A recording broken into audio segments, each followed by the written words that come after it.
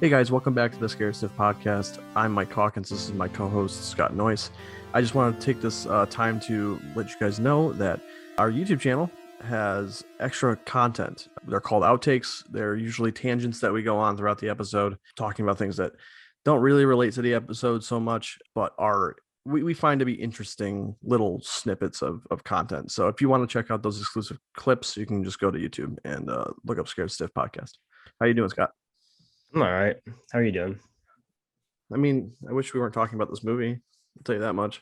Well, I definitely want to address the fact that this isn't the first time we talked about the movie because Yeah, this is another take on this. Because the first time we did it was right after you finished watching the movie and you were like clearly upset about it and not very happy.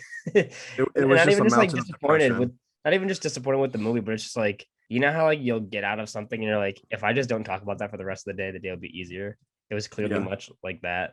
So it's like, Yes, I was. It was not. It was not the day. so today's episode is on Bram Stoker's Dracula, which I am very vocal about saying I don't like at all. I don't think it's very strong of a movie. I think a lot of the visual gags are why people come back to it and say, "Oh, it's not that bad," and they don't actually watch the fucking movie and they just have it on the mute button and they're like, "Oh, it's cool, right?" No, it's not cool. That's That's the why. tamest way I've ever had you explain that. I'll say Well, that much. well, the reason we did the movie is because I want to have us talk about the classic horror monsters, but we'll do it in a way where we'll do it with different decades. My favorite is Bela Lugosi's. Mike's favorite is Horror of Dracula, but nobody's favorite is Bram Stoker's Dracula. I hope not. And I wanted to talk about it because when I first saw it, Mike lent me one of his accounts to watch it on. I was like, oh yeah, dude, thanks, man. I really wanted to see this movie. I always like the opening, but I never got all the way through it. And he's like, oh yeah, it's pretty fun. I think you'll enjoy it. And then when I finally finished it, I sent him a text and I said, fuck you, I hate this movie. And he's like, no, I know it's not that bad. Like you can't say it's all bad. Like there's some cool sets. I'm like, that doesn't matter. Like the sets have no meaning to them. There's no weight. There's no contact with even the actors on the sets. He's like, whatever, man. Yeah. And then that's why when we did this, I'm like, you know what? Let's do Dracula. And he looks at me, he's like, you fucking hate that movie. Why would you want to do it? It's like, I've got a lot to say though. And you haven't seen it in a bit. And I want to see what you say when you watch it. You say what you went through when you watch the movie again. So I came home from work. I grabbed my 4K copy of it off the shelf. And I brought it upstairs. I started watching it. You know, it was like you said, like the opening scene is great. Like it's really really great. It goes so steeply downhill after that though. And as I was sitting there watching it, because when I went into it, I was like, oh no, it's probably still gonna be an entertaining movie for me. I'll have a good time.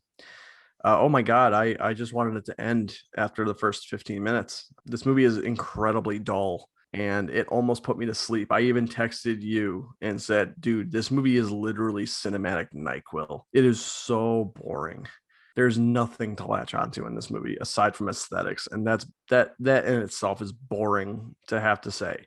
Yeah, especially when the aesthetics are just so hollow. Like, Exactly. I think one of the biggest things that when I said I didn't like the movie, and the first thing you said to me really was like, I think there's like some really cool set pieces, and like I love the aesthetic of the film. That's what most people will always come back to when they talk about this movie, especially is that like, oh, it looks great. I think there's so much stuff to look at, and it's beautiful, it's pretty. This like the way some of the shots are set up are really nicely framed, but you have scenes where the scene is only set up for that shot. And you have scenes where there's a lot of cool stuff in the background, but you don't have the actors interacting with the set. And you really don't understand how important that is, not only in just like regular film, but horror films especially. People in horror films have to interact with the set. If you're cowering away from somebody, the set plays a big part in it because it's like it's adding to the tension. Say you're watching a horror movie and someone's running away from a slasher villain, they're hiding in a corner. Depending on how cool that corner shot could be, you could have an amazing shot that could possibly be the poster for your movie or just the shot that everyone thinks of when they're thinking of your film. This film doesn't have shots like that. This film has shots where like things look beautiful, but there's no emotional weight to it. There's nothing that connects you with the people in the scene. When I want Laurie Strode to survive from Michael Myers, when she's hiding in a closet, there's an emotional weight to it. There's connected narrative that's making me feel like I want her to get out of it. When Dracula is going to go bite somebody in this movie, I don't care. Like there's nothing that prevents me from saying, okay, can we speed past this? Like, I know they're gonna get bit. And besides the cool like effects of like the blood just spewing or anything, and the fantastic designs that also have no weight, there's nothing that really makes you feel like you ironically can sink your teeth into this movie. And that's the Yes. big problem. And that comes down to a lot of it. It's just the characters are just so whatever. Like they are I don't want to say they're accurate and all that stuff, but they're basically names with faces, and you kind of understand what's going on with them, but a lot of it just doesn't feel like it has any humanity behind it. It just kind of feels like they are part of the scenery almost. And Francis Ford Coppola is more focused on trying to be inventive visually rather than really telling a compelling emotional narrative between people. And that's even with him framing the story around romance between Mina and Dracula. There's nothing there is the problem. Sure, we get the idea from the beginning about how, the actress who, Winona Ryder plays both Mina and his wife That back is in the dead. olden days. That is dead. That's that again. That's like we talked about this in two different episodes already.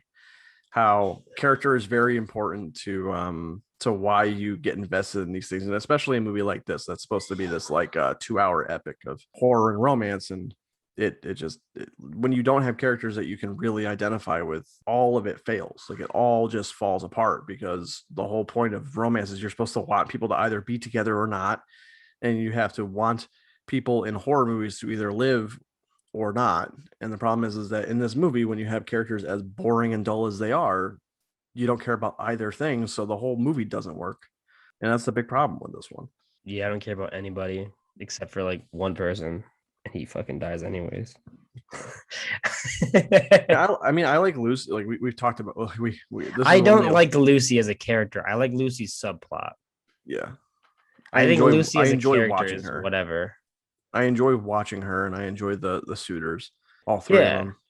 But like that's a C plot. That's a C plot. That's not yeah, even and that's the problem. But let's at least talk about the one thing that we do genuinely like not approve of, but like in this film. Like, I think that the Lucy subplot is the most interesting and the most cohesive as far as a narrative in the story. Because when you first get introduced to Lucy, she introduces each of the three suitors. She introduces first Quincy, she introduces next Jack, and she next introduces Arthur. And those three characters play a key role in not just this film, but especially for her part of the film. When Lucy ends up getting bit and fucking raped by Dracula, Arthur is, at that point married to her. Jack is her doctor. So he's trying to figure out what's going on. Arthur is trying to get any conceivable way that he can help her out. And Quincy is just the fucking Texan badass. So he'll fucking kill anything. So you yeah, have the way to my set up all boy. these three characters that'll take care of Lucy's subplot. When she does become a vampire, she goes through a cosmetic change that she's dressed in a huge like white gown because she was presumed dead and they buried her. So Porcelain white. so when she does showcase her like vampiric qualities and she's one of the undead, the the change matters. Like the design difference is important. It's the only time you see her different than usual, besides popping out a few fangs that retract. That matters because there's weight to it. Lucy has the most weight as a character in this film and feels the most ironically grounded. And when the suitors come, when she's becoming a vampire, they have a great way of setting up the introduction scene with her and the suitors and doing it the exact same when she's a vampire. The first one's Quincy, like, oh, I love you, Quincy, blah, blah, blah. Oh, take me in your arms, blah, blah. And then same with Jack, and then same with Arthur. And when she's becoming a vampire, she does the exact same thing, not in the same order, but it's a great way of like having a callback because she's changing and she's also trying to get them to lust over her and take them with her. That's great. And it also It's particularly great for Arthur's because moment he's the too. last one too. He's the last one, and he's emotionally affected by the situation, and it's one of the most human moments in the entire movie, honestly. Yeah. In a movie that feels very, very devoid of humanity. Yeah, I would say if you didn't have some of that stuff with Arthur too, he would just be a generic character. I think the Oh yeah, portrayal is good because I like Carrie Ells a lot. I never seen him in something I wasn't fond of, but same. his character is so non-important. He's so whatever. He's just the married one. Boy. I think that's funny too because I did watch Horror of Dracula yesterday. Oh yeah. And yeah, and it's just so weird how like in Horror of Dracula, that Arthur is the main character by the end, besides Van Helsing, and Yeah. it's so weird. It's the only film that sets up that dichotomy where Arthur is the other protagonist, but Yeah. it's so weird that when they Because have they him in this supplant film, Jonathan Harker. yeah, and that film does things very differently, and I actually really Yeah. like the fact that they take that play like they take the usual go by. They usually take okay Harker, Mina, that formula, and they change it a bit because in Yeah. that film they make Harker isn't just well. First of all, Harker's not selling property to Dracula. He's a librarian, but he's Yeah. not going there to really be his librarian. At that point, when Harker goes to Castle Dracula, he already knows he's a vampire. Yeah, he's working with Van Helsing. Yeah, that's a cool way to set that up too. Yeah, it's just different. It's really cool. Yeah, and also great makes a good connection of Van Helsing and Harker, and And also makes him connect to Dracula very well because it doesn't go so well for Harker. yeah, I would So. feel the connection with Harker and Dracula is the loosest out of the adaptations. But I Well, no, also I more so mean Van Helsing's yes, desire Van Helsing, to kill yes. Dracula is more improved by the fact that it doesn't go well for Harker. I think the only thing in Horror Dracula that does fall a little flat is like I think Harker's interactions with Van Helsing not being as much kind of does suck. But you look at that with the Harker and Van Helsing and Bram Stoker's Dracula, and it's like they share a scene together, but they don't really talk. So like when they're both on the screen at the same time, it's like you don't care. Yeah, there's nothing to them being on screen together because Harker comes back late in the game. Yeah. And he doesn't really get much as far as like defining things to do. Well, it's because the fucking Other they than forget Mary all about Mina. him after the halfway point. Like Yeah. when he comes back, they it's just focus- like, oh because- yeah, he was because what locked they- up. Because what they decide to do is instead is they focus on this romance between Mina and Dracula instead Yeah. of the plot. Which shouldn't be a fucking romance. You can't have a romance about a fucking rapist. It's just not possible. Yeah, Like it doesn't work. I don't care what anyone has to say. It's like, oh well, I think they're fun together or whatever. It doesn't matter. Like he fucking rapes and is the cause of Lucy's death, which is her best friend. And she even says that. And the worst part in the film, she says that and she forgives him in literally a fucking minute. And I hate it. Yes, It's like, oh, dumb. But she knows she's Elizabeth. It's like, who fucking cares? Like she still knows he's responsible for that. She thinks, become my friend. She starts hitting him. She's like, but I don't care. But she's not Elizabeth, really. But that's the thing. It's like they make her flip the switch so fast out of nowhere. It's like, oh, I remember this. Oh, you're my long lost love. And it's like, what? Like, no, you don't remember this. You're being suggested this while on drugs because they take the absinthe again. They take the absinthe as the way that most people envision absinthe as. You drink the absinthe and you see things and you're on drugs, like you're literally high. And he suggests that you are Elizabeth and tells you and basically suggests all these things to you. And then you see them all and you believe that they're true. So you become Elizabeth, blah, blah, blah, blah, blah. She's not Elizabeth. She's Mina. Worst part about it too is that like the way all the Dracula films are structured is that Dracula never gets what he wants. Dracula dies in the end because he has to justifiably. Good. He's an on-screen presence that, as I've said before, radiates big dick energy. You know, when he's on there, you know it's Dracula, and he just commands every scene, and that's what the character should do. I mean, this character doesn't, fuck him, but with this one, with making it a love story, it ends pretty much with the idea that they've gotten rid of the curse, and he's gonna get peace, eternal peace with Elizabeth. He doesn't fucking deserve that, though. Like he doesn't earn it. That's the thing. Like with Bela Lugosi's Dracula, you know, he goes after whatever he wants, and he doesn't get it in the very end. It's very much singular and not complex, but you know, you'll understand how it goes. In Horror of Dracula, he's even more impulsive, and he goes after Harker, and then after that, he's fucking like mad about Harker being a piece of shit, so he goes after his fiance, and then continues going after Lucy's brother's wife. And it's like he's just a man that's on a demolition course, taking out anything that got in his way.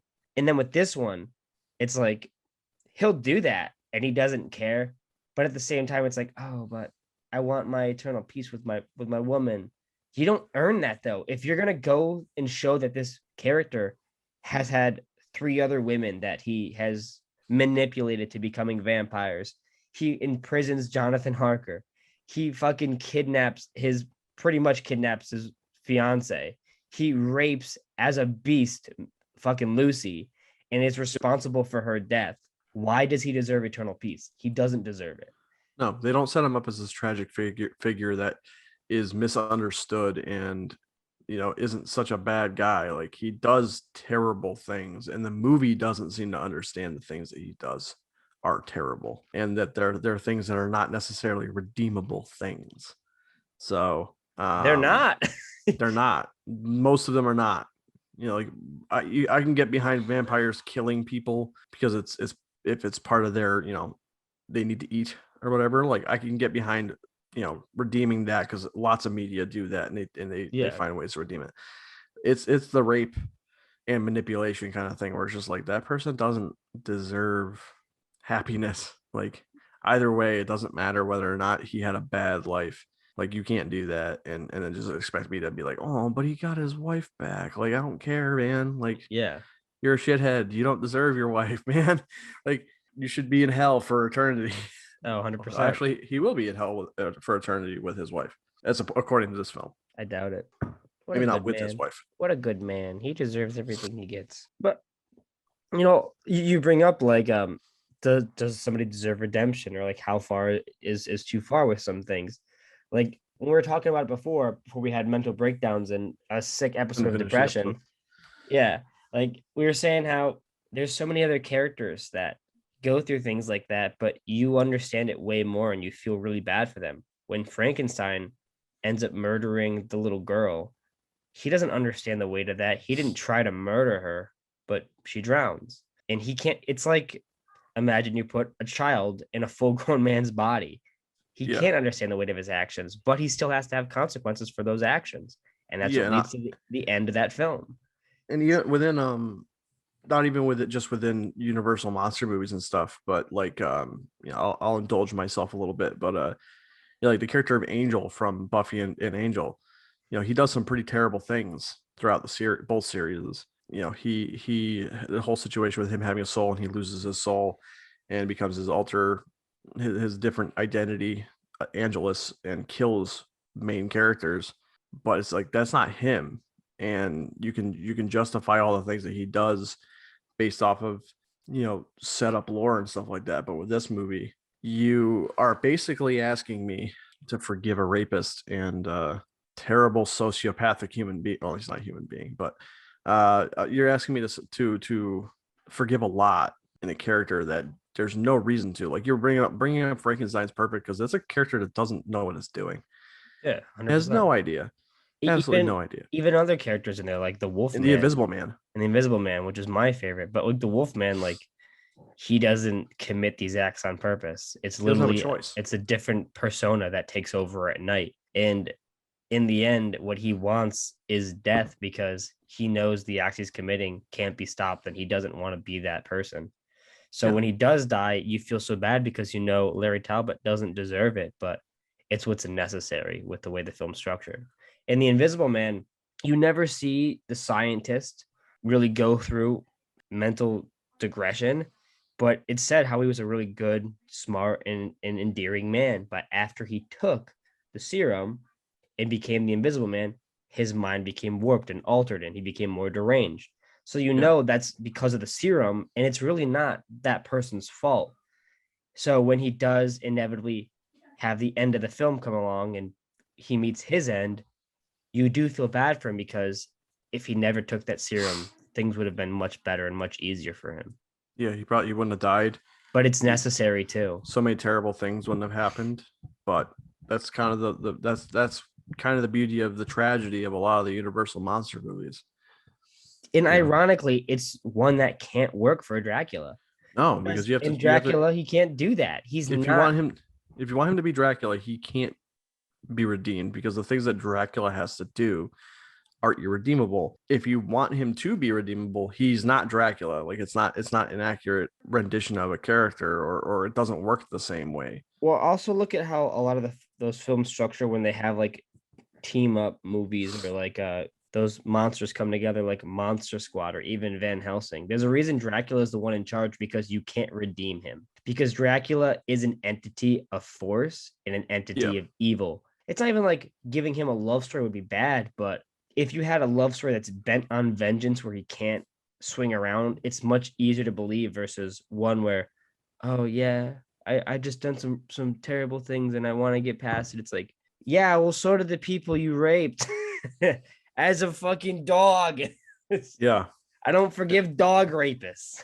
That's the thing. It's just this is a movie that's very confused as to its title character's like persona and confused as to basic decency for redeemable characters. So it kind of makes the whole finale just kind of ridiculous because we're rushing to this conclusion. And I swear to God, we talked about this before about how the movie has like 2 acts and then has a 10-minute conclusion. We rush to this really short-lived conclusion where we're expected to believe like oh, Mina flips the switch on this character like twice, and then also we're supposed to be like sad at the end when he dies. She's like, no, why would we be sad? He's the villain. He's the bad guy, and he's not redeemable. I don't care. I get that. It's sad that his fucking wife took her life. It's sad, but that doesn't justify any of his actions. I don't care, because the problem is he is tricking a girl who looks like his girlfriend, or sorry, his wife. He's tricking a girl that looks like his wife into thinking that she is his wife reincarnated, and then like kidnapping her to fucking Transylvania. Like this is automatically bad. Like it's sociopathic and shit. Like how am I supposed to back that character? That's stupid. And that really comes down to the structure of the film in general, is that it's not structured like a film. The film is entirely structured like it's supposed to be a play. Things play out very much like melodramatically, and yeah, certainly acted like one. And characters act very over the top, but it's necessary when you think about the structure, and that's definitely what the director was going for. There's no reason people would do some stupid things and then somebody starts screaming at the top of their lungs if it was a normal played out film. Oh, when Arthur bursts into the room. Oh yeah, I love that. What's going on in here? What is going on in here? Ah. And it makes sense. Like, I mean, I don't blame him for coming in here yelling. His girlfriend is, or his wife is out on the fucking in a bed surrounded by 3 other men with her breasts out. So I mean, I don't really blame him, I guess. Yeah, but he doesn't know that when he screams that. He just kicks open the doors and I know it. Like, it's just coincidental, but that's the scene where it really dawned on me that this isn't a movie. Like it is just a long play, because all the way these characters are acting, and some of them are so funny and goofy. Like my favorite scene is when Dracula is giving his monologue about, oh yes, I was once married, blah blah blah, and then Jonathan he doesn't even like laugh. He just kind of he smirks. He goes, but he doesn't say anything. And then for some reason, I guess Gary Oldman can feel his lips pucker up and smile, and he just pulls his hair and goes, he's like, do not laugh at me. It's like, well, my family is not a laughing matter. It's like, well, now we're all fucking laughing at you. Why would you do that? Like fucking goofball. Oh my god. It's like, that's so stupid. You wouldn't structure that in a regular film, but like I can see someone overacting like that on a play because it's necessary. And that's another reason why the sets feel so hollow, because I feel like it's also another instance of it being a play is that people don't interact with the sets. When you're doing a set in a play or in a musical, sometimes you're on one thing that's moving around, but the sets have to revolve. People have to go and move the sets as fast as possible. And that's how the film plays out. You feel like you're just getting from one scene to the next scene. We're trying to make sure it transitions and get out of the way, but they're not interacting with the scene. The only scene I really feel like people are interacting with is the scene where Mina's about to get fucking raped, and you see the girls really interacting with the garden and stuff like that. Besides that, everything else feels so hollow, and it's just there. Things can happen in a scene, and people can maybe move or touch something in the background. I'm not saying that doesn't happen, but there's no emotional weight to it. Yeah, it doesn't feel like people who are existing within a space. 100%. It feels like people who are almost separate from the space that they are clearly inside of. Yeah, you could 100% assume if this was made nowadays, you could just green screen that entire scene in there, It wouldn't because be any different. because nobody's interacting with the scenes anyways. It doesn't feel like they're existing within a space, like I And said. and I think that's It really reminds me of the Star Wars prequels almost. and that's why I've said before, like this movie to me is the Star Wars prequels because there's a lot of ideas you can flesh out, but they're just ideas. And when I found out, not found out, but when I kind of figured it was more like a play than it was a film, I almost forgave more things. I'm like, well, this is structured differently. It's not structured like a normal film would be. So I feel like Yeah. I'm being a little too harsh on it. But even as a play, these things don't work. And it doesn't matter if it's structured like a play. I'm watching a fucking movie. And if I'm watching a movie and I'm unhappy, I don't care what you're going for. You fucked up.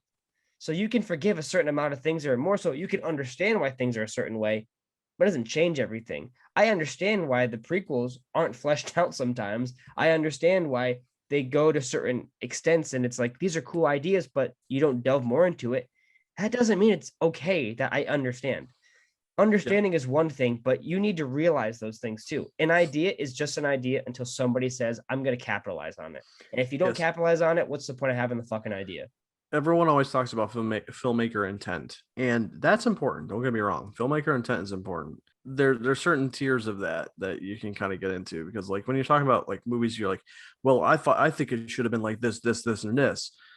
Well, to a degree, for some things, when you're talking about that, you're like, well, that's not what the director was trying to do. It's like if you go into like a Marvel movie expecting to get the next Shakespeare, it's like that's not what these movies are. That's not what they're trying to do. So expecting that out of them is a little weird and a little unfair. Whereas you can also look at this movie but you can look at it from the other side of the coin. So for this, like the filmmaker's intent, maybe he wanted this to be like a play, like you're saying, maybe that was an accident. Who knows? I don't know I what can't see it being an accident. I can't either, but who knows? I haven't seen anything from Coppola on this movie, so I don't know. But yeah, like he could intend to make this like a play, and I can respect that to a degree, but it doesn't mean it's exempt from me criticizing it for not playing well. Yes. Like you can have a movie that is structured like a play that still feels like a film, that still feels like it's telling a genuine story. And hell, it being structured like a play doesn't mean that it can't be in a like it doesn't automatically mean like, oh, that's why you can't connect to the characters, because that's not true. Like plays are often very emotional and very very human, and I know it's not what you're saying either, but I just think that I can see that excuse, and it's just like, no, it's just a movie that focuses it's like they hired a set designer to be the director rather than a director, because that's really what mostly gets paid attention to in this movie is the aesthetic. Yes, 100%. And the aesthetic means nothing when there's no weight behind it. Yes. And that's the biggest problem. Like, I think people don't realize that when people complain about CG, it's not because, like, a lot of people complain about CG because it's like, well, I want to see more explosions. I want to see more practical effects. And, I love seeing animatronics and makeup being really utilized versus just somebody making a design on a computer and realizing that. Not that That's one that's thing I can give this worse. movie credit for too. Yeah. And Is it's not that that's worse, but the big problem with CG is that you have to understand a lot of actors are very much not interacting with their set. And you don't understand how important that is until you realize people aren't doing it. I see a lot of people yeah, complain about CG being like, oh, it's in everywhere, and people don't specify it's because they don't understand why they don't like it. The biggest problem is that it's not lifelike enough. It doesn't matter how fucking lifelike something is when you still can't touch it. When you feel like you're not interacting with anything, then what's the point of it even being there? So that's why I make the argument this film might as well just be CG because they aren't interacting with it. If you can't interact with those stuff, like what's the point of even having it in the film? yeah. Again, like that kind of ties it back to the prequels, because like a lot of that, especially in 2 and 3, is like a lot of it is CGI. Like they're literally sitting in rooms that are green screens. Yeah, And they're just sitting 100%. there and they're talking, and it's cutting back and forth between dialogues. It's all the scene is.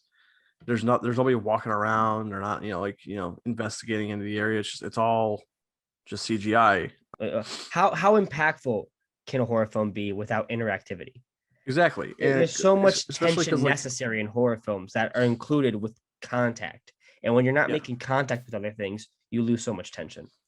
I agree. And this is a horror film. I don't care what anyone says. It's like, well, That's it's kind definitely of a like a horror movie. love story, fantasy drama. I'm like, Well, first of all, if it's a drama, well, then fucking They that's failed. low fucking scope for drama. It's a really low bar. But no, it's meant to be a horror film. And if it's supposed to be a horror film, why is nothing setting anybody at ease? There's Yes, films I that agree. are vampire films that aren't horror films.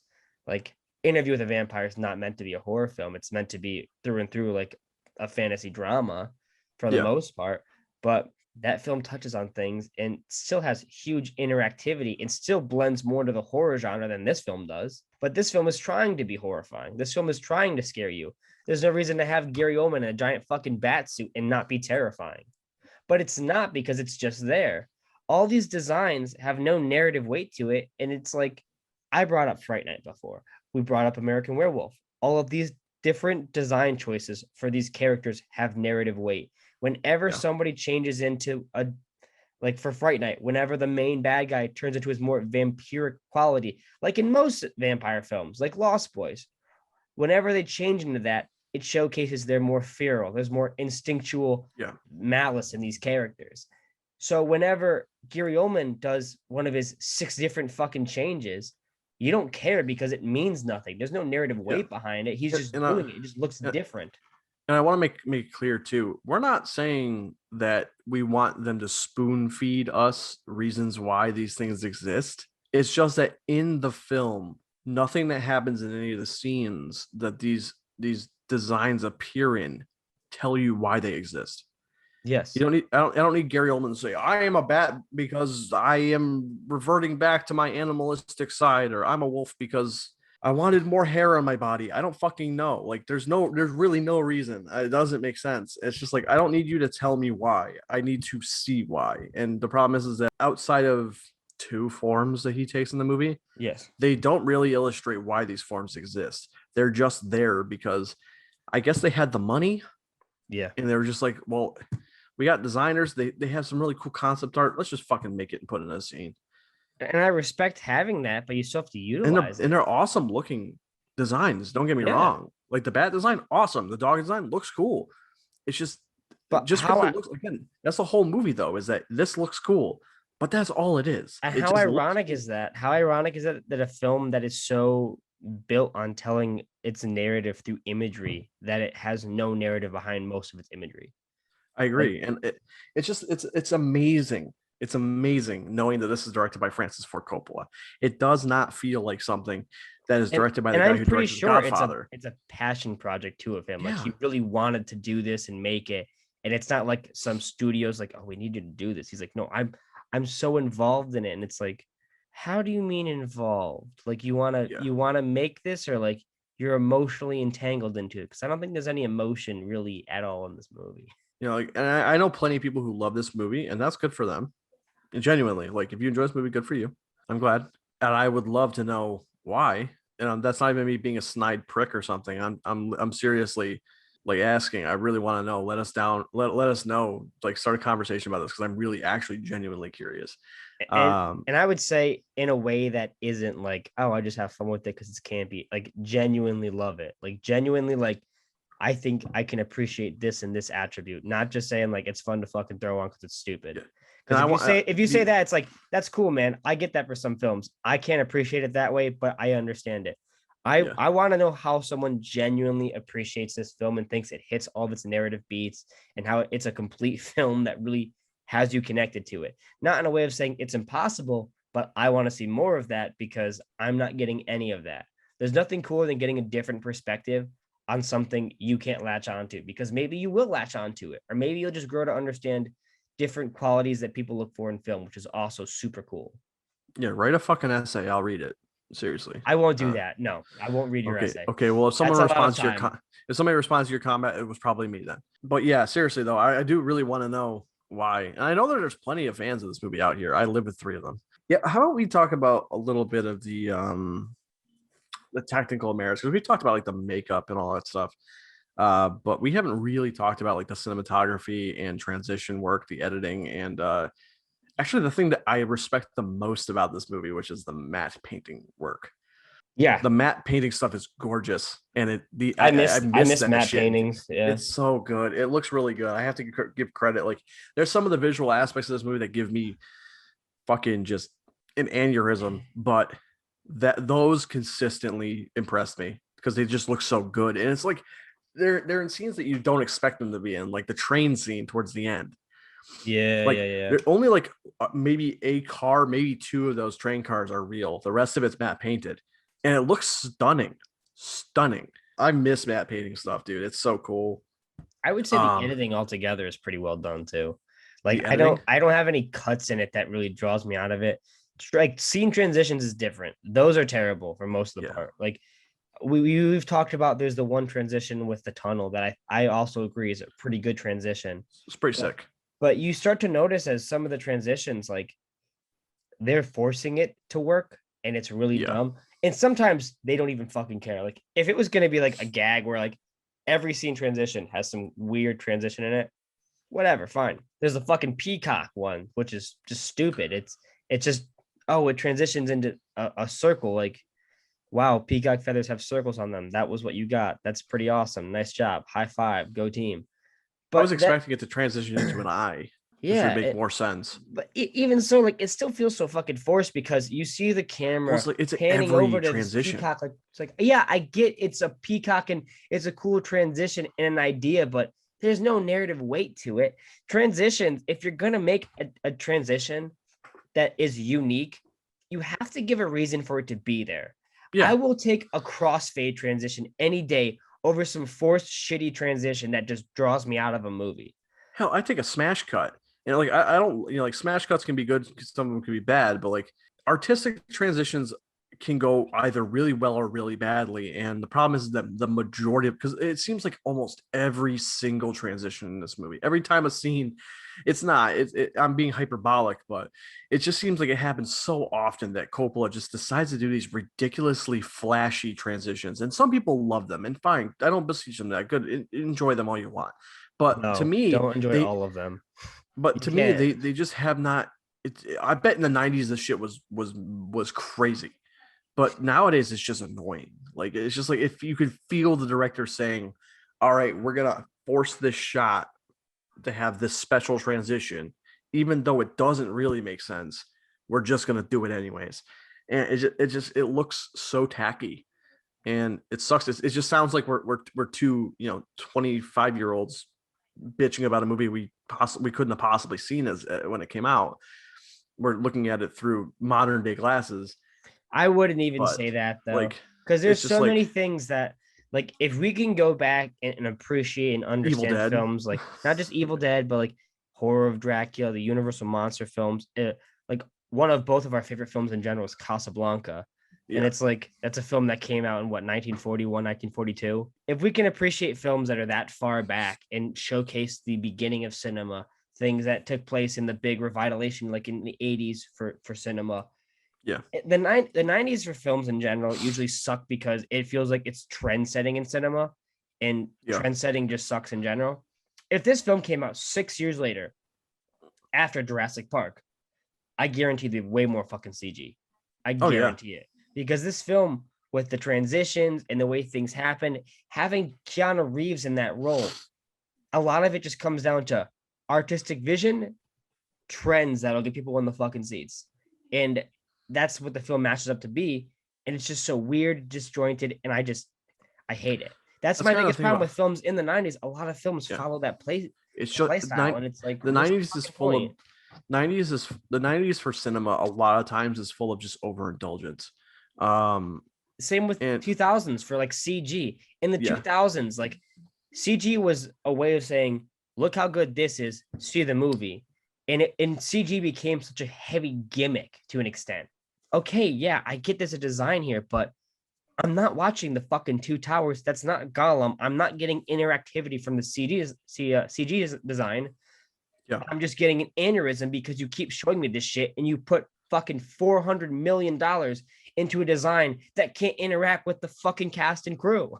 It's not like that's kind of the amazing thing about the 90s as far as actual like CG work is like a lot of the times when they were doing CG in the 90s, they were pioneering shit like crazy. Yeah, But Jurassic Park, it's not fully CG. exactly. A lot of That's the CG is thing. to help mask well with the animatronics. You're like, oh, Yes. Jurassic Park is it's responsible for this big boom and craze in CG.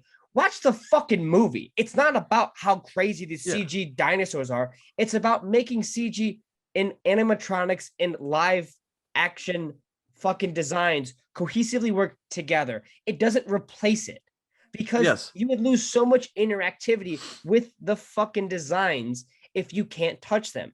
It looks like a bunch of fucking filmmakers just totally lost that idea and said, you know what? You know what? Fuck people, fuck designs, fuck animatronics. Here's a fucking fairy that can't touch anything, but I spent 80 million on it. I don't fucking care about your fairy, dude. That's sick, man. She's probably pretty cute. I can't touch her. I don't give a fuck about her. I want to feel like it's real, man. Like, Yeah, no, I if you understand. if It's you not made a Peter tangible. Pan film, if you made a Peter Pan film, and I didn't believe Tinkerbell was talking to Peter Pan, well, I really just wouldn't watch the fucking movie. Yeah, like that's kind of the thing like with Jurassic Park is that there's plenty of CGI in the movie. It all is like all the really memorable moments in that movie, I feel are you'll be surprised are actually animatronics. Hitting the car and stuff, like there's good chunks of that where that was a real T-Rex. There's a full-size T-Rex animatronic that's on set. Like it's really there. That's why it works. Whereas like in some movies in the 90s and later on, they're just like, I'm gonna make this bucket CGI because I didn't feel like buying it and I forgot it. So I'm gonna put a bucket in there at CGI. Like it's stupid. Or nowadays, mostly That's like how nowadays. blood is CGI too. Oh my god, they have almost never gotten CGI blood right. There's very I few don't times understand why though. Like, there's something so because it saves money. uniquely It saves cool. money and time. Yeah, It but it does. doesn't save my frustration. Like the thing, like people don't do squibs very often these days, except for low budget filmmaking. Because they just throw CGI blood out the window. Like I think the only franchise I think I've seen CGI blood in that like it actually works in is probably John Wick. But it's a mixture But of John Wick also has such fast cuts where you can't really notice much of the blood. yeah, but also some of it is squib, some of it isn't squib. Yeah. So like they mix it in there so you can kind of get the best of both. But yeah, like you said, like they're moving target to target. You're not noticing the fucking CGI blood at that point. It's Um, ironic that so many films do that. In a film like here, when the interactivity is people making contact purely with each other, and the blood is huge fucking splatters of blood everywhere, and everything is so innately horny, where it's just like a blood splatter is like an orgasm. yes, And it's it's ridiculous. The whole movie is so fucking horny. and don't It get me is wrong, anytime you see a vampire bite someone in a film, it's innately supposed to be hinted at like an it's orgasm. sexual. It's It's a very sexual. It's sexual. exchange of fluids. Blah blah blah blah. It's a Yeah. sexual allegory. I get it. I But get this it. is like the It takes it best too come of your literally. life, man. Yeah, This is this like, movie takes holy it so fuck, dude. literally. I Like have never wet my you, willy to this extent. this motherfucker like bites people and they react like again like they're having sex rather like you think if you're getting your neck bit by two very sharp pointed teeth that it would hurt and you'd be screaming not moaning Not to like you're mention like if you're getting bit by a fucking cross from Mr. Freeze with a fucking 1700s Revolutionary War wig, you're not going to be like, dude, this is sick, man. I'd be like, the Grandpa, best. please go back to bed. You have dementia. Oh Is there's god. nothing ironic? There's nothing erotic about most of this film. Yeah, it's Like a movie that came out in the 90s. 90s are full of in erotic films, here's the erotic thing thrillers too. and stuff, but Lucy too. She's after she gets oh, bit, she's she's horny as fucking fuck. horny all the She time. she was She's horny naked as all the fuck. time. To be Yes, fair, yeah, she was she horny as was. fuck But before that. it's like horny alerts. We're getting off the walls, and that's fine. Cool, get horny. Get your fuck on. That's sick. But like without that, like I'm sorry, I can't look at her sexually after she'd just been raped. No, That's the thing. absolutely not. And it's like every time it's after that, she's like super, they take her clothes off and stuff. And it's like, hey man, I feel like she was violated and I don't want to take part in her being like this. That's kind of Oh that's kind of yeah, the it's thing so too. Is erotic. I like was like, it's not erotic, man. I know what happened to her and I feel bad. And you should feel bad for having this fucking scene happen after it, right after it. yeah, like I don't want to be that guy, but like this is one of those movies where it's just like it feels like sometimes breasts come out just to come out. Like it just feels like, hey, look, you like looking at boobs, right? Here's some boobs for you. It's just like, okay, cool. I gotta say, that's my Thanks, biggest man. problem with some horror movies. Like, if it's a tongue-in-cheek type of like 80s film, like you could toss out some boobs all you want. It's like sleep fine. what's it called? No, I almost did, not that sleep no slumber party. Sorry, slumber party massacre. Almost said sleepaway massacre. Like that was it's slumber party massacre. That is the definition of tongue-in-cheek slasher where it's just a Or bunch of even girls or like having a Chopping Mall. sleepover. Yeah, Yeah. chopping mall where just tits Yeah. come out for whatever. Who It's cares? like that's so tongue-in-cheek and it's like not trying to be serious. But Yeah. like if you're gonna have a serious movie and like you want to show nudity, I'm not against that, but there has to be like reason to it, or it has to have like emotion connected to it. Like nudity should exist in filmmaking with a narrative purpose. A lot of the time, unless you're gonna be tongue in cheek or just say like, "Oh, it's just some stupid shit," like a fucking cheesy movie or whatever. Really give a purpose behind it, having a nudity scene or something like that, because it's still a movie, man. Like, if I wanted to look at fucking tits, like, dude, there's a lot of other places I could go to besides watching a film right now. Yeah. I don't want to pause a film being like, oh, I guess it's time. Like I don't want to do that. Like I'm trying to watch a fucking movie. I also get the point. Like some movies are created, they're supposed to be erotic. Yeah, look at the Hammer films. Yeah, or like movies like Basic Instinct, even though that's a fucked up movie, but like it is an erotic thriller. But like something like this, like they are trying to make this an erotic film. And vampire movies being erotic is not new. Like you're talking about with the Hammer usual movies. Yeah. It's the way that the stuff is viewed in the movie that feels weird, and it feels like it's very artificial, and it feels like it's just like we need to have breasts in the scene because we need breasts in the scene. It's just like, okay, fine, whatever, but like it doesn't add anything to anything. Like and like again, like we talked about this like the first time we recorded this, one of the things I said was like it is the most unsexy erotic movie I've ever seen. 100%. It's ridiculous. You even brought up probably not that I've ever seen. I could probably think of one that's worse, but it's up there. Yeah, I don't want to try to think of that though. But yeah, I don't either. You brought up how like in vampire films it's fine. It's like I'd say it's almost essential to have eroticism in a vampire film with a lot of the innuendos and allegories exchanging fluids with blood. A lot of like homoerotic, it fits the genre. A lot of homoerotic tendencies, a lot of like androgyny and stuff like that. I think having very much a sexual prowess is important in vampire films, and in most vampire films, they do showcase that, except for maybe some exclusions like Nosferatu doesn't do it very often. Not just the original, but even the remake doesn't do it very often. Bela Lugosi's Dracula. But most vampire films lean into the sex appeal, and it should. It's a very sexual, innate creature, and that's why people latch on to. It's appealing to human desires, honestly. Yes. Human desires. Look, obviously some people are asexual, whatever, but like generally speaking, they're going after the idea that a lot of people just they're attracted to people, like they're sexually attracted to people, and vampires use that to acquire victims. It's just that's the reality of it. That's again a reason why like this movie trying to make him be redeemable. I never thought about it like that though, but like because you bring up asexual, I wonder if people who are asexual can have another look at this film in a way, not at this film, but like in vampire films in general, about like because it is just a necessary thing, and it's not like it's usually fueled by like a want, because sometimes it's desire, but sometimes it's just necessity. I wonder if there's a whole different outlook to have on vampire films from an asexual point of view. That's pretty intriguing to think of. Yeah. Not even in like a way where it's like, oh, it just, showcases how everyone has a sexual nature or anything. But I wonder that type of perspective. I wonder how much they fucking hate this movie too, because this movie is just. Once again, all this movie's trying to do the entire time is just like slap your fucking horn dog out. That's what they're trying to do this entire time. It seems like the entire movie is like, hey, I'm gonna give you a boner, and you're just sitting there looking at him saying like, no, I don't want to have one right now, my friend. Hey, bro, do you like this film? No, man, not really. Why don't you swing some meat? That'll probably change your opinion. No, it's not. For Christ's sake, they even put Monica Bellucci in this as one of the fucking brides of Dracula. That's if they aren't trying to smack a boner out of you right there. I love that scene because that's the most innate, like, I'm getting a blowy I've ever seen in a film that's like supposed to not be it. Because most of the time it's like, oh yeah, maybe she's biting his leg. It's like, no, dude. Look at his face, bro. Yeah, Keanu's face. It's the funniest shit. Because if he was going like, ooh, I'd be like, oh, he might be getting a blowy, but he goes, oh, it's like, Jesus Christ. Like, he either got a blowjob or he closed his eyes and figured out how to have eternal life and he's never gonna die. Because that's a reaction I've never seen before. Hey man, it's Monica Bellucci.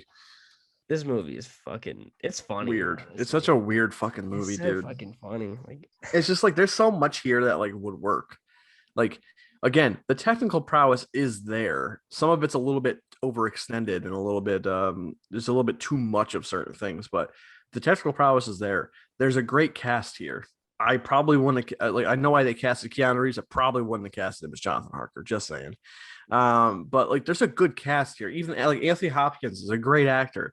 Not a great Van Helsing. I hate But him. He's easily to me the worst Van Helsing. And I mean bar oh, none. that's a low bar for me. No, I'm sorry. It's too high of a bar, I should say. Him being the worst is a very easy choice, I should say. Sorry, rephrasing. I've watched a lot of other Dracula films too. Like I watched Dan Curtis's Dracula. I've seen I a haven't lot of seen that different one, to be fair. interpretations, but I bet you the worst one I'd probably watch is if I watched Argento's Dracula finally, and Rutger Howard would probably be at the bottom. oh maybe. Just gonna I guarantee really that. hate Hopkins. I heard that movie's him. terrible. I heard that movie's terrible. Yeah. Well, his I've also heard his Phantom's terrible too. He has a Phantom. I didn't know. I even know Argento did a Phantom of the Opera movie. Pretty sure he's a Phantom.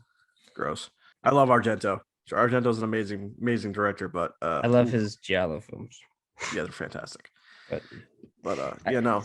I think another thing is Hopkins' take on the character is just so fucking bizarre. I mean, it's just the whole movie, but he shouldn't be eccentric. He shouldn't. Van Helsing should not be that eccentric. I always come at like the genuinely funniest moment in this movie for me might have been when he brought Jack after Lucy died. He brings what's his name, Jack, out into the hall to ask him if he could meet him at her like future tomb with some like surgical equipment, and he's like, "Are you gonna perform an autopsy?" He's like, "No, I just want to take her heart out and cut her head off." And then Jack just walks away from him. He's like, "Well, what did I say?" He's like, "What the fuck, dude?" Like, oh my god, my favorite. So weird. My favorite scene that's humorous is definitely the Gary Oldman fucking try to mess with Keanu, but yes, the second one, the difference is that the one that's I'm not intentional. About is supposed to be humorous. The one that you're talking about is supposed to be. Yeah, we could debate that another day. Funny. But there's definitely another scene that's supposed to be humorous in a weird way is when he's humping Quincy and he's getting his. Oh god, it's like, so fucking weird, dude. Man, like. Look at this fucking short and stout little man just humping fucking Billy Campbell. Can we stop doing this? I'm a bit spoiled, but like, fuck. Like looking at him next to fucking Peter Cushing, just like, how are you supposed to be the same fucking character? After rewatching Horror of Dracula, I like it a lot more. I think Van Helsing is easily the best interpretation and with Cushing, but yeah, he's awesome. Bela Lugosi's Dracula is still my favorite. I think his Dracula is bar none better. I don't like how Christopher Lee does just become an archetype in the film. He's not much of a character after the introduction scene. Van Helsing in that movie sets a high bar for anybody after that because he is such a fleshed out, well-developed character. And when you go from a character like that to this version where it's just, I'm fucking weird. I'm stupid. I'll have you do a million things and nobody questions it, dude. Yeah, it's like he's not even the one who takes Dracula down either. No, Quincy is. Quincy, I guess Quincy and Mina do a 1-2 double tap. Yeah. Quincy gives him the old steakaroo with the knife and she does the old choppy chop on the neck. So I wish Jack was the one that died. I like Jack. I like Quincy. Not more than Quincy, but I do like Jack. I also think I just have an attachment to the actor. I like Richard Grant. There's really no narrative way for Quincy to do it though. It should have been Jonathan Harker to be real. Yeah. Also, I would have preferred Jonathan Harker die too because like it finalizes his character, and like I don't really want him to get back together with Mina. I really don't. She doesn't deserve him after that. Yeah. Imagine going out trying to sell a house, getting kidnapped, pretty much about to getting raped. And then you break out, you're low on blood, you go back to your wife. She fucking wants to fuck some four-headed monster. The guy who imprisoned you. Yeah. So, yeah, literally. Not that she knows that. She does. Not that he was imprisoned. Well, we don't know because we don't ever see their fucking reunion, which is the dumbest thing ever. Yeah. That's Like so stupid. we don't know for a fact that she knows that Dracula imprisoned him because she got the letter from him that says, "I'll be staying here for a while." I would assume it would be brought up, but yeah, I would assume too. I didn't see you it just don't happen, so fucking see it, which is I so assume it didn't happen. So shows how important their I reunion is I to generally the film. I generally say if it's not in the movie, It's not I there. just assumed That's it didn't fair. happen. I agree So with that. That just shows how fucking dumb the movie is, though. it's just that's just kind of the way some people explain away things in the movies. Like, well, this probably happened off screen. It's like, well, you say A, you're saying this probably happened, and B, you're saying Oh, it happened off 100%. screen. Which I is like, who just can't. fucking cares if it happened I off just screen? can't imagine being in prison and not being like, dude, guess what happened to me? Like, I Yeah, had a no, I wild agree. month. Yeah, you are right though. They never bring it up. Oh, The I think fact that the we're talking reunion is off we're both screen kind is we're stupid. also both kind of talking about the same about different things because I was saying she didn't know when she was falling in love, quote unquote, with fucking Dracula that he imprisoned Harker. Yeah, I She don't didn't really. I know just that. mean in general that Yeah, like yeah, she'd yeah. I have don't to know if find she ever out. found. Well, she had to have found out after that That's my point. Like, because I would assume that she would have to because she knows that they're going after him. So yeah, she'd I don't have to. know. It's just weird. Narratively, it would just she would have to. Well, I guess the whole switch that Is she it? flips on him is the whole like she's like I'm the inside man and I fucking cut your head off, but it's like not that. So I No, don't it's know. not. It's So like definitely the way that scene plays out at the end is definitely that like I am Elizabeth. I love you, but if you want eternal peace, I'm gonna be the one that gives it to you, and she does it. So it's done as like your lover giving the executioner blow. But I hate that. I don't like Mean in the movie.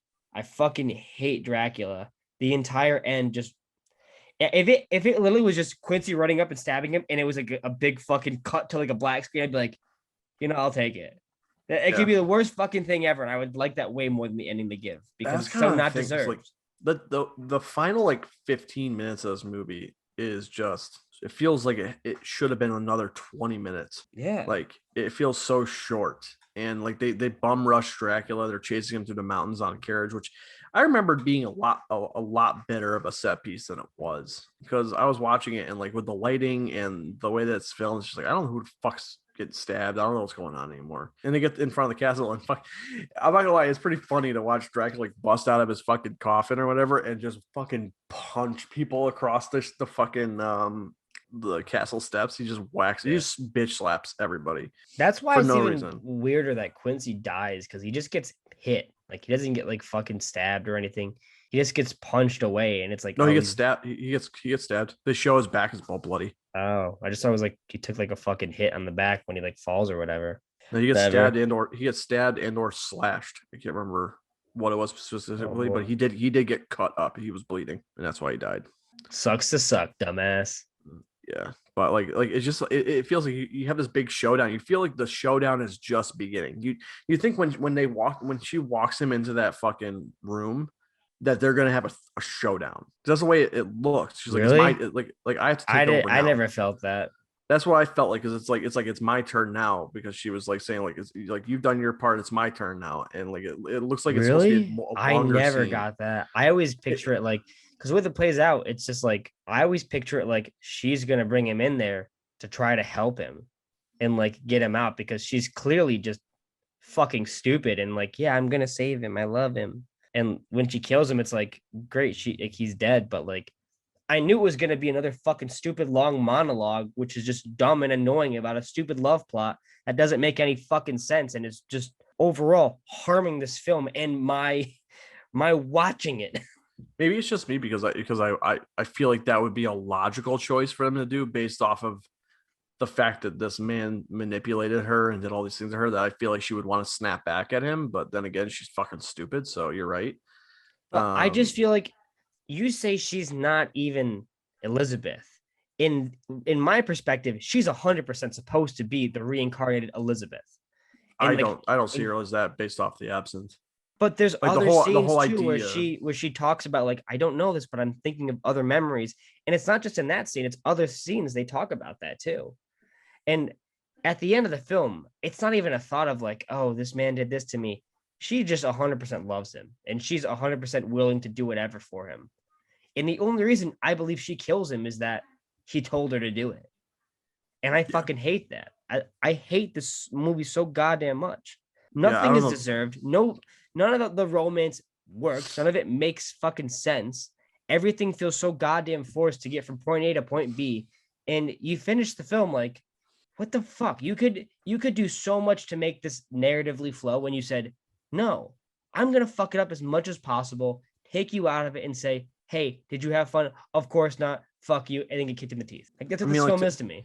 to me, I always read it as the scene where he starts to give her the absinthe and stuff is when the suggestion begins, where he's implanting the idea in her head and manipulating her into being Elizabeth. Maybe he genuinely believes that she is, but I don't think she is. And I think that genuinely she is manipulated into believing herself that she is Elizabeth. So the entire rest of the movie, she is under that suggestion because that's a power of vampires, and It's they not. do demonstrate it in the movie. I don't think it's well So demonstrated in the movie though. maybe not well demonstrated, but they do use it in the movie.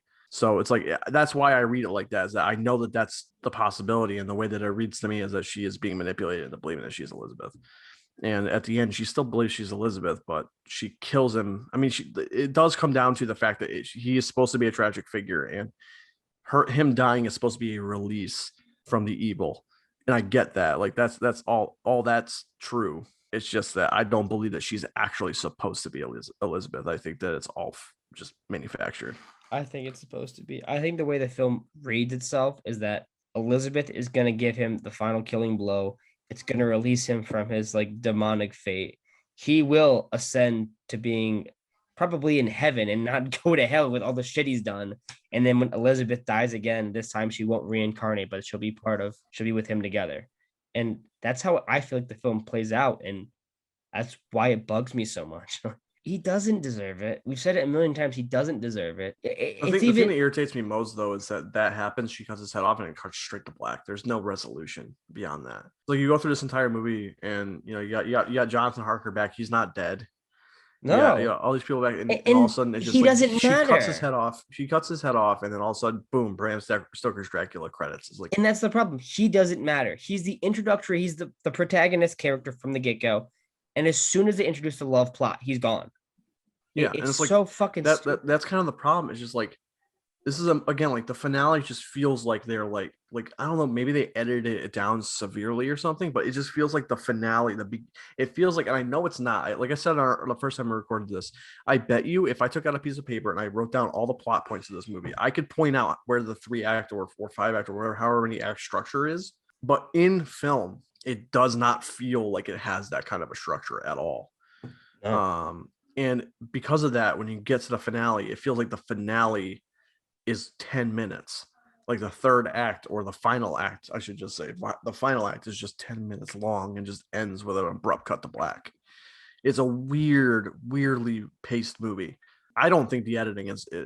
I think that by saying that the structure of the film feels so wonky, and especially the way that the film passes through, like the way that it feels to watch, the pacing is bad, and by that I mean the editing is off. Something is wrong with this movie. It's not. I'm not saying the editor's a shit editor or something. Yeah. I'm just saying like there's something up with this movie. There's something that needs to be trimmed. Well, a decent amount of it needs to be trimmed. Where this movie is 2 hours and 7 minutes, and it feels like it's like 4 hours. And it's not just like it's a slow burn movie. I Yeah. don't It care if does it's a feel like it's slow four burn movie. hours. I said to you before when you're like, oh, well, you sure you want to watch it? And it's like, yeah, I mean, I want you to see it for again. And like, I got a lot of shit to bitch about in this movie. I said, the only thing that sucks is it's a long movie. And you said, it's like 2 hours. I'm like, are you sure? I think it's like 2 hours and 40 minutes. He's like, no, it's like 2 hours and 7 minutes. I looked at the runtime. I was like, holy shit, it is. Doesn't feel like it. Yeah, no, like, I'm trying. Like, it has nothing to do. Like, I don't mind slow burn films at all. But it has to Some feel like like it is in a slow burn yeah, sometimes. It has to feel like it's going naturally.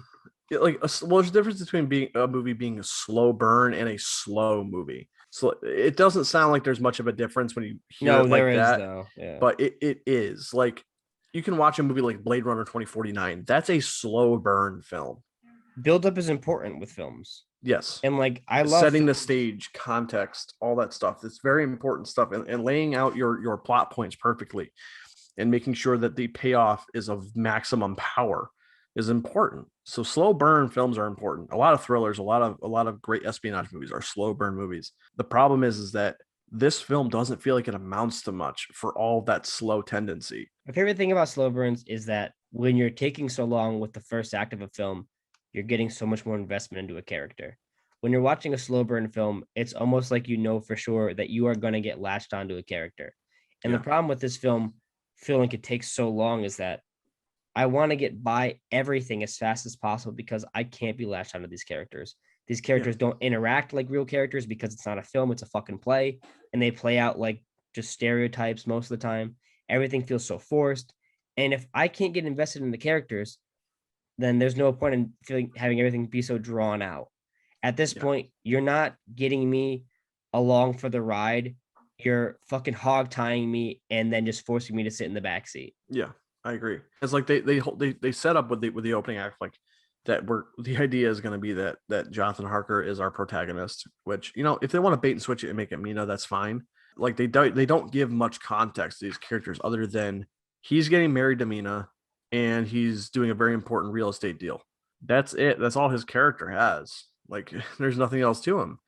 And Mina is I am going to be Jonathan's wife. Really, what else is there to her?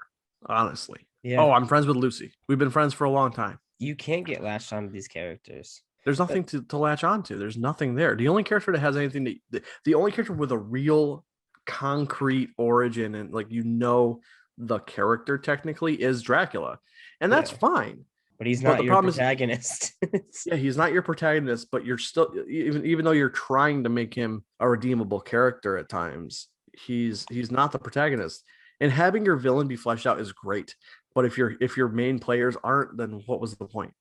Yeah, 100%. You want the villain to lose at that point though for most films. Yeah, I mean, you do with this one because you hate him because one, the acting sucks for most of the time. The love story is boring. Everything about it just draws you away from it.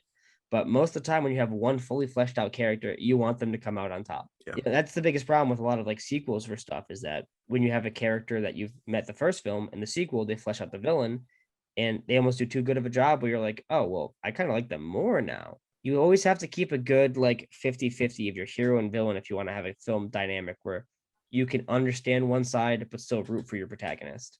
yes. It should be. I think it should be around like 60-40. Yeah, I can understand that.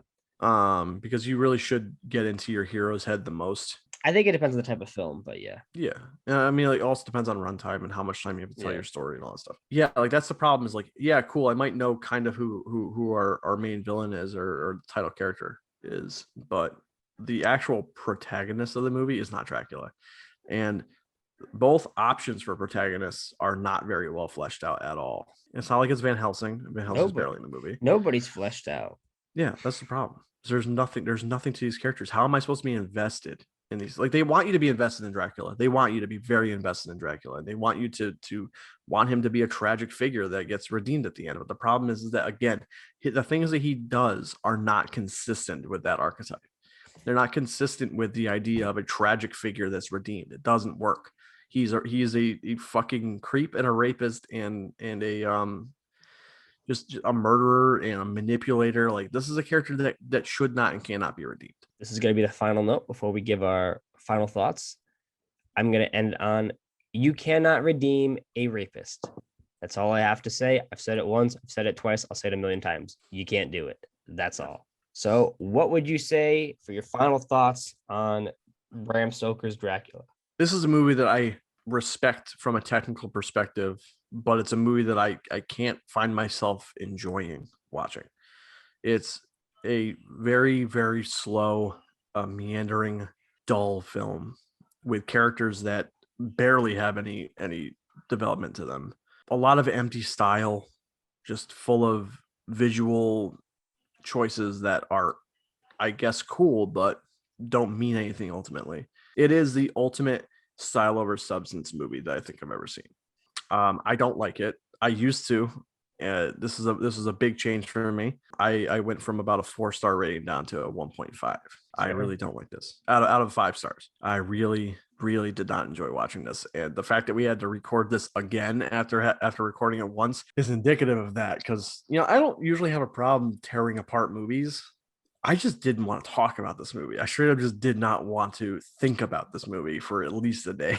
Like it was bad.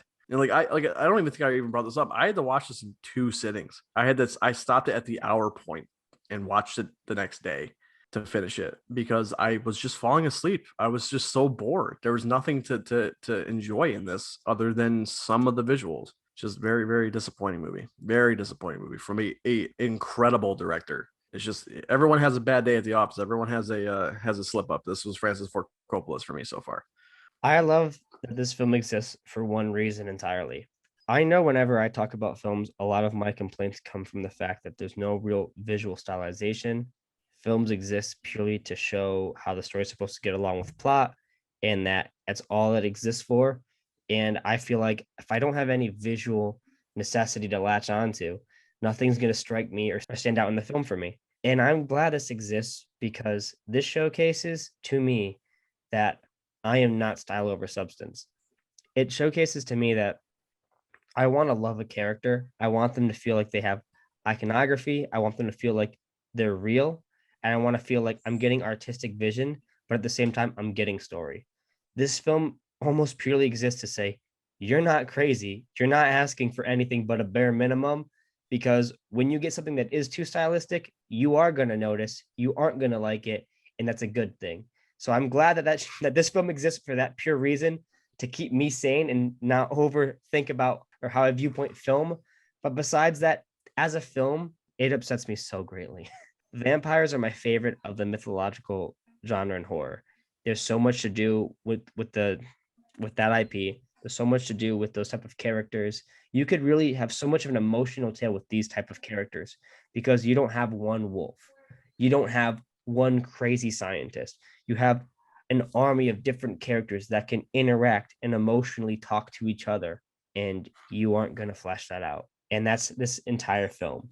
Characters that don't connect emotionally, and that's all I'm going to say, and that's what I'm going to end it on. I have one more point to make about this movie. It's a little bit adjacent to the actual film itself. If you're ever considering it, do not pick up the 4K for this movie. It is a waste of money. It is frustrating. The black levels are awful. It is super grainy. And I don't mean that I'm not a grain hater. I like grain in movies because it's something that exists. It adds texture to the movie, but it's overly grainy in certain scenes and it's super inconsistent. So if you're gonna buy a 4K for a movie, don't fucking buy this one. I don't care how cheap it is. It's not worth it.